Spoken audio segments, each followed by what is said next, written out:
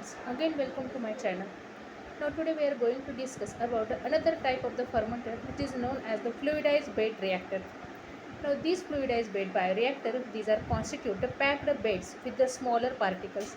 Means these are the vessels which are packed with the smaller particles which are responsible to prevent the problems such as the clogging, high liquid pressure drop, channeling and the bed compaction which are the problems which are associated with the packed bed reactors. Now the catalyst it is laid down on the bottom of the reactor and the reactants these are pumped into the reactor through the distributor pump to make the bed fluidized. Means the bed it is get fluidized by through this pumping process. In this reactor the cells these are immobilized, small particles which move with the fluid. As a result the mass transfer, oxygen transfer and the nutrition to the cells, these all these processes these are get enhanced due to these activities. These bioreactors can be used for the reactions which are involving the fluid suspended biocatalyst such as the immobilized enzyme, immobilized cells or the microbial flocks. Now the important advantages of these fluidized bed bioreactors, it includes its ability to maintain the even temperature.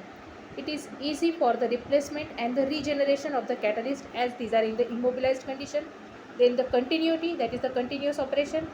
Then the automaticity of the operation and the reduced contact time between the gas and solid compared to the other types of the catalytic reactors. Now here it is an diagram which represent the functioning of the fluidized bed reactor, which shows that there is the catalyst feed through which we are adding the catalyst. Then there is the non-reacted gas which is removed from this upper region. Then the heavier polymer catalyst particles. Then the lighter polymer catalyst particles. The bubbles which are for the gas distribution and the gas feed. And from the below side there is the removal of the product which are formed during this bioreactor or within this bioreactor through the fermentation process. Now the applications of this fluidized bed reactor. Now these fluidized bed reactors which are widely used in the chemical and the petroleum processing industries for the various applications such as the catalytic cracking of the hydrocarbons, gasification of the biomass, combustion processes, roasting of the ores, incineration, catalyst regeneration and even within the wastewater treatment, primarily due to their excellent heat transfer, uniform mixing and the continuous operation capabilities. Means the fluidized bed reactors these are responsible for providing the excellent type of the heat transfer within this. Then there is the homogeneous mixing of the material which is present within that and we can operate it continuously.